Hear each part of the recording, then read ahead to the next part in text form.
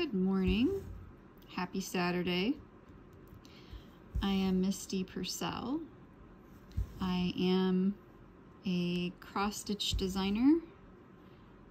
I like to design cute, slightly humorous at times cross-stitch patterns with happy colors that make people smile. I'm also a fabric dyer,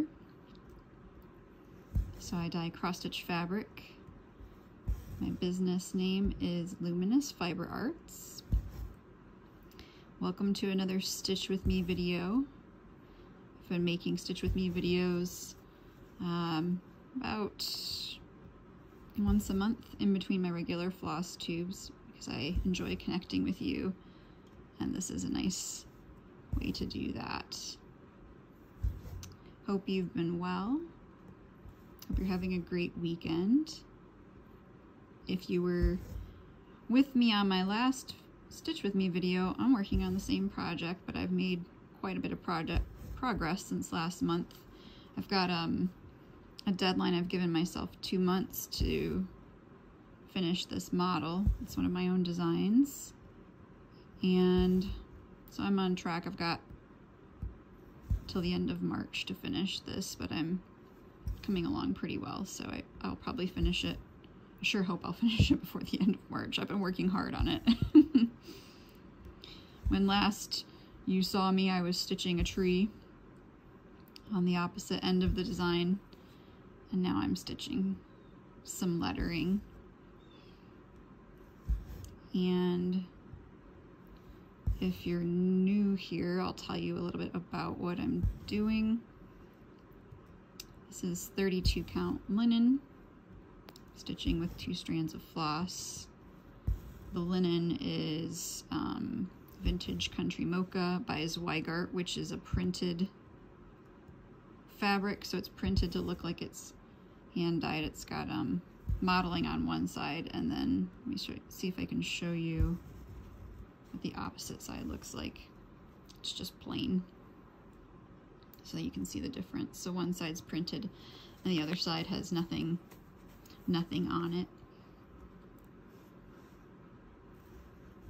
And I am using an over-dyed floss, and it's getting a little tangled here.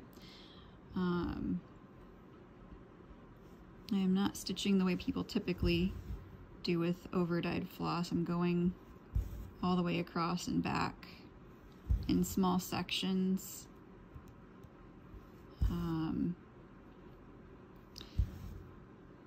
Because I like that the stitches all lay the same this way. They look a little bit more uniform. So the modeling is a little bit less pronounced in the floss, that variegation, but the stitches look a little bit more tidy to me, and so that's why I do it this way.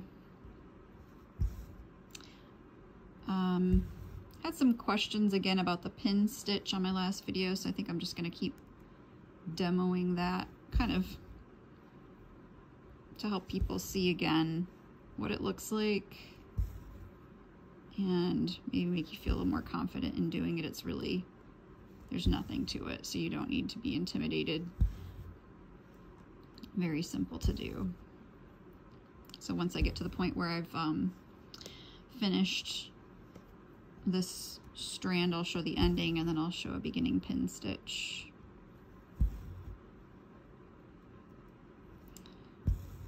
So I enjoyed hearing about the projects you were working on last time. I'm curious if you're still working on the same project or if you've moved on to something else. Some people were stitching some Valentine's Day stuff. Presumably you finished, or you've decided that that'll be a finish for next year if you didn't finish it yet.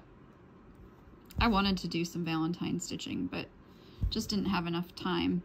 So instead I made myself happy by designing some Valentine's pieces for next year. So you can look for some Valentine's designs from me next year. It was the next best thing, since I didn't have time to stitch any Valentines. At least I could do some designing. Or maybe it's not the next best. It's, you know, it's like it didn't quite satisfy the desire to stitch something, but it made me happy that I was designing something I'd get to stitch later on. Though, you know, because I always have to kind of be working ahead, that means that I'll be stitching Valentine's, gosh, maybe in the fall, or like whenever I get done with Christmas, which that would probably be fall, then I'll start, you know, stitching Valentine's Day stuff. So it's kind of funny. I don't often get to stitch my own stuff in season, but if I can just get a little bit farther ahead, such that I'm stitching the model like a year in advance, then I could stitch in season. So maybe that'll be a, I don't know if that's actually a feasible goal, but that maybe that's a goal for me.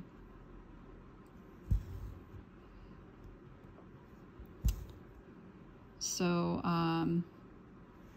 yes, this is a design I'll be releasing later this year. And I've got some designs coming out next weekend at the Needlework Expo, which I mentioned a little bit, I think, in my last video. So I'm really looking forward to that. It's a virtual trade show, and so shops can go to the designers' booths and chat with them on video if they want, or they can just message them and order whatever they'd like. They can go into the booth and see what the designer has. So I've been working, well, we've all been working on our booths and getting ready, and that starts on Saturday. So yeah, a week from today. Wow. It has been a very busy time for me. I have a day job and I teach Spanish, and it's really been a very busy time at the university. I teach an additional class in the spring. I've had various recommendation letter requests. I've got reports to write. I'm still finalizing things for my classes for this semester. So there's just been a lot of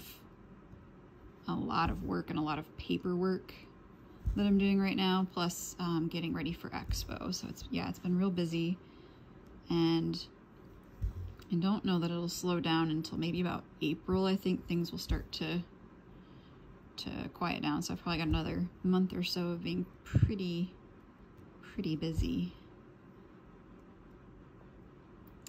One really nice thing, I'm not sure quite if this is like a student organization or something that the university started or where this started, but there was some kind of movement encouraging students to send thank you notes, and so I received a couple electronic thank you notes from students, and that was really nice. I really appreciated that. It's definitely, being a teacher, and specifically a college teacher, can be kind of a, I hate to say this, but it's kind of a thankless job in a way. I mean, it depends on what you're taking or what you're teaching. I teach things that are, you know, like a language is a requirement for most students, and they don't always want to be there.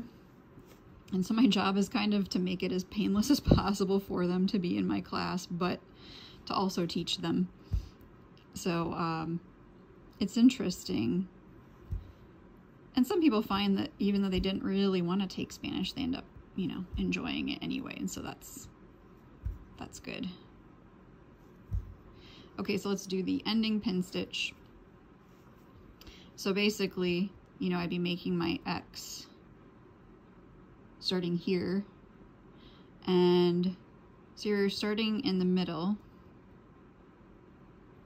of the X instead of in a corner, the very center, and then you're going to go down to, I go to the right, you don't have to do it this way, but I go down to the right next to it.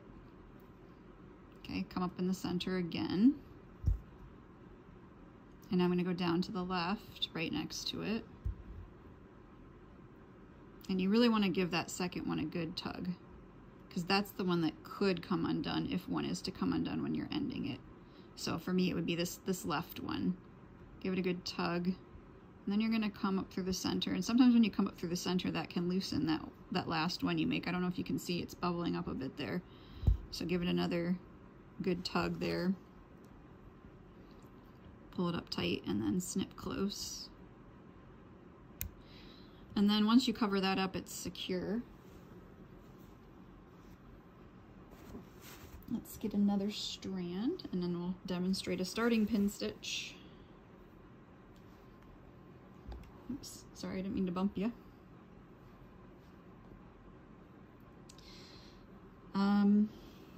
So I thought I would talk about, in addition to demoing, thought I would talk about a few different things. So I was thinking a lot about things people think of as rules in cross stitch, because a lot of people were commenting on, you know, seeing a different way to stitch with overdyed flosses. And then on my last floss tube video, I was talking about fudging things, and there were several comments from people about how they appreciated knowing that it was okay to fudge. And, you know, I think there's a lot of things that we feel some kind of obligation to do something a certain way, but you really don't need to. I think, you know, you just have to try things and see what you like. See what you like the look of, and that's what you do. You don't need to worry that it's somehow not following a rule. I mean, I guess it's nice to know. For me, sometimes it's nice to know what the expectation or the rule is, and then I can decide how and if and when I want to break it. Okay, so let's do a starting pin stitch now. And so I would either go a couple away from or right below where I was working to start mine. I think I'll go below this time.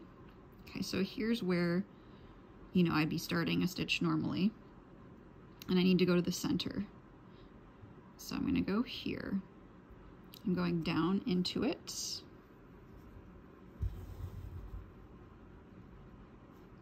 Leave yourself enough of a tail that you can grab it reasonably well. I'm coming up to the right of it, right of center. I'm going to go back down into the center.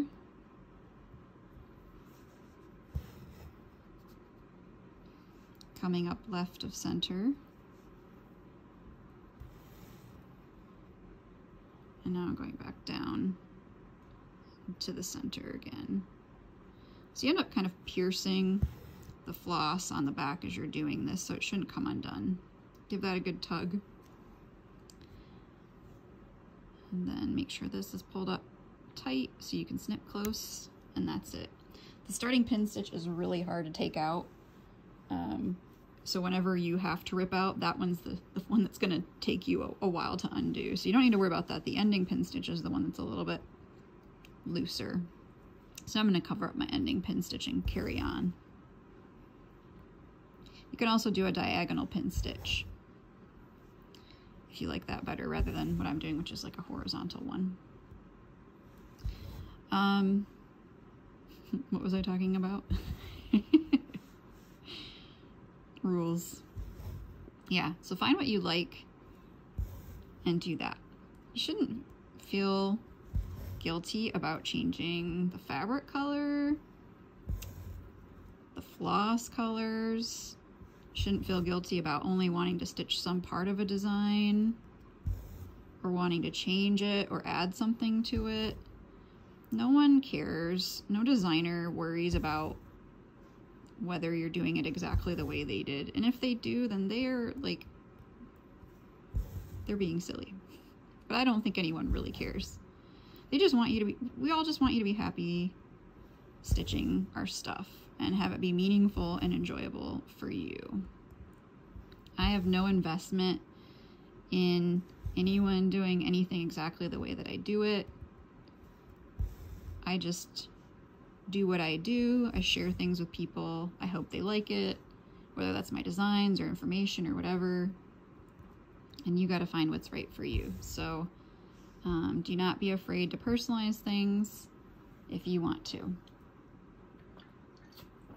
There's no reason that should offend anyone. I mean, you know, it's nice to talk about it in a positive way, like, you know, rather than saying like, oh, I hate this, so I'm changing it. It's not perhaps the nicest thing, but you know, people just want you to enjoy stitching their designs, and they aren't going to take it personally if you decide you want something to be purple or orange or not there or whatever. So you shouldn't feel like it's somehow sacrilege because you changed something. And likewise, if you're someone who does not enjoy changing things and you just want to come home and stitch it exactly as it is in every way, there's nothing wrong with that. If you're too tired and you just want to stitch and you don't want to think about that kind of stuff, that's fine too. There's nothing wrong with wanting to change things. There's nothing wrong with not wanting to change things. It's just different ways of thinking about what you're doing and enjoying it. And you shouldn't feel bad about fudging things. You know, what I usually do to decide whether to fudge something or not is I think, does it make a difference to how it looks? If I fudge something, am I going to have to spend a lot of the rest of the time stitching, fudging other things to accommodate the mistake that I made? Or is it just I have to fix one area and then I can keep going and everything's fine? I take those things into consideration mainly. I mean, I screw up stitching my own designs sometimes, and then I have to kind of deal with the same thing, like, okay, I screwed this up. Should I just change the thing in the design a little bit so that I don't have to take it out? Or do I need to rip it out because it's too messed up? So that happens. You know, I can't even follow my own patterns sometimes. I'm like everybody else. I make mistakes. I don't have them memorized, but sometimes I think I do, and then I don't check like I should. That kind of thing. So, I'd be curious to hear, are there rules in cross stitch that you're afraid to break? I'd be curious to know, is there anything that you feel nervous about doing because you feel like it's like not allowed? I think earlier on I wasn't comfortable choosing different colors. I don't know that I mean, I didn't think it was not allowed. I just wasn't comfortable doing it. And now I am. But are there things that you're not comfortable doing, or you feel like you're not supposed to do them? I'd be curious to hear your thoughts about that.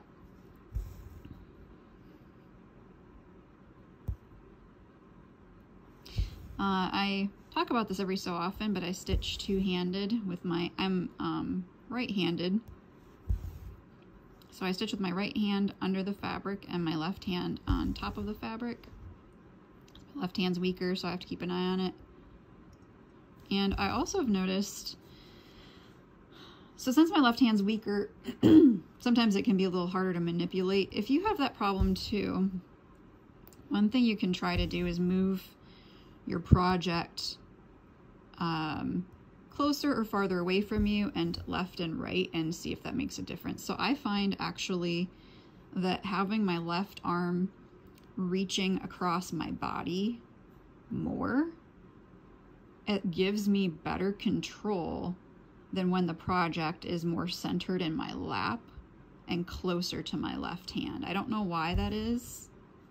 Maybe it's just some weird thing about my arms or something, but I do better when my left arm has to reach a bit more to the right. Not like far away in front of me, but just more to the right of me. So my project is not like centered in my lap. It's more towards my right side.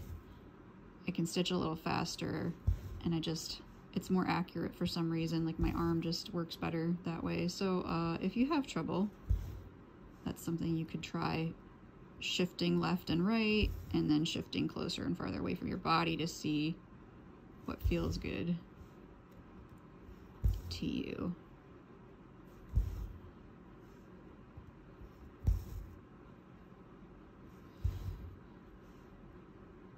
So yeah, I'm in the process of finishing up. This is my last model that I need to stitch for like my late spring, early summer releases.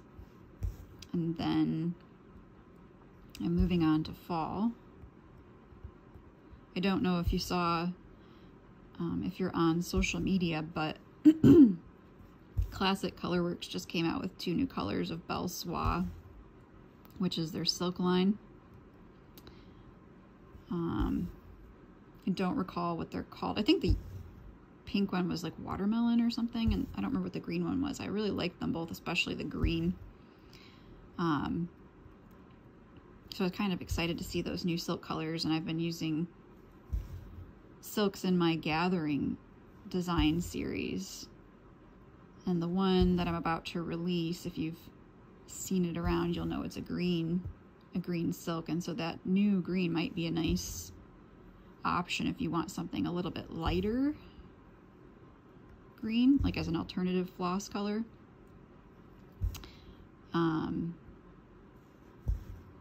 Yeah, so I was excited to see those, and the next design in that series, so there's going to be 4 in that gathering series. So the first one was Gathering Berries.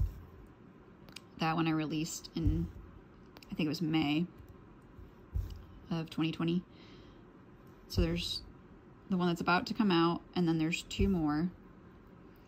And the next one, I was getting ready to either, but I think I'm going to send it to a model stitcher probably, because if it's only 1 color, it's pretty easy to send it to someone else to stitch, whereas like, you know, one of the reasons I'm stitching this design is it's huge, and there were just like so many colors that needed to be decided. I figured I might as well just stitch this one. Whereas if it's something where I feel confident about the colors, that's a good thing to send to someone else, let them stitch it so that I can get more things done.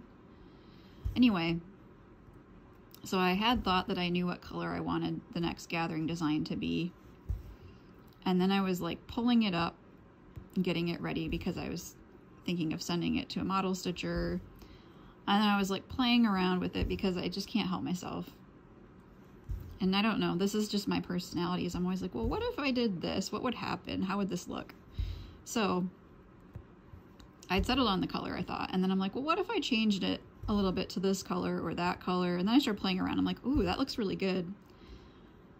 So I had my Belle Soie silk floss all ready to go. And now I'm considering making it a different color. At least it's not stitched yet, right?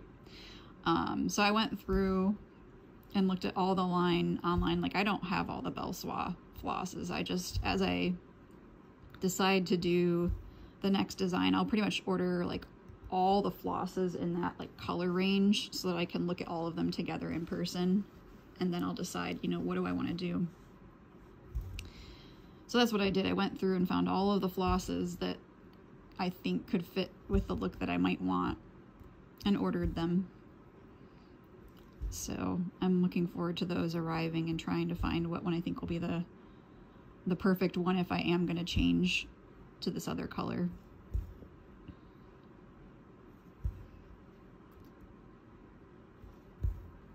And sometimes a color will look good on the skein, like it'll look like it's what I want it to be. And then once I actually start stitching it on the fabric to do like a little test area, I'm like, oh, no, it's not quite right. That's the thing, skeins always look, you know, when you've got, in this case it is really intense, but when you've got something all together like that, it looks really intense. But then once you actually start stitching with it and you've only got 2 strands, it can look different. So you know, a lot of times you do have to actually start stitching with something to know if it's working. Like on this particular design that I'm stitching now that you're watching, there's an animal on here that I think I tried 4 or 5 different floss colors before I finally found one that actually was kind of close to what I originally wanted and worked on this fabric. This fabric was a little bit darker than what I had thought I would use originally, but I liked it, so I went with it.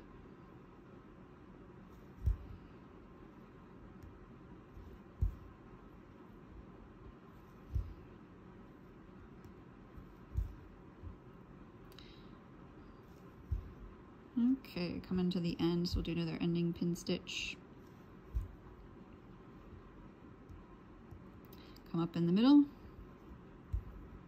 go down to the right side of the middle, come up in the middle, left side,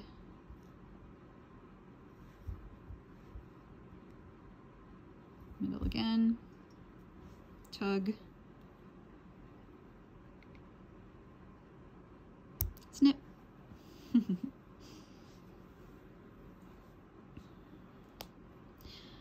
Alrighty, well, I think that's probably good for today. I hope you've enjoyed stitching with me. Thanks for visiting. Again, please let me know if you've got fears. We can talk about them. We can have a little therapy session next time where we discuss our anxieties and work through them together. So feel free to let me know what makes you nervous or what you feel like you're not allowed to do, and we'll have a little session. Hope you have a great weekend, and I will see you in a couple weeks on my regular floss tube. Take care. Bye-bye.